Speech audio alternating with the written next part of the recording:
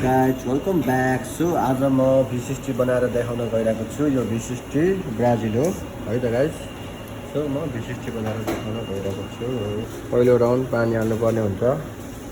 So first round 50 ml पानी हाल्नुपर्ने हुन्छ। टाइमर स्टार्ट भयो।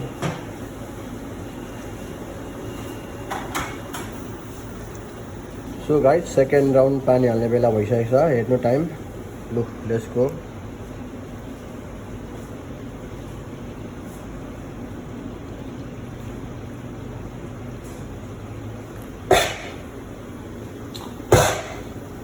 सो गाइज अब थर्ड राउन्ड हाल्ने बेला भइसक्यो। So let's see third round last round पानी हाल्नुपर्ने हुन्छ। हामीले V60 पोर गर्नुपर्ने हुन्छ। यसरी 150 हाल्नुपर्ने हुन्छ। 148.9 भएछ है त। सो गाइज यो फाइनली रेडी भइसक्यो। यो अब कस्टमरको लागि सर्भ गर्नु रेडी छ हाम्रो V60 ब्राजिल। लु डेजर नम्बर 9।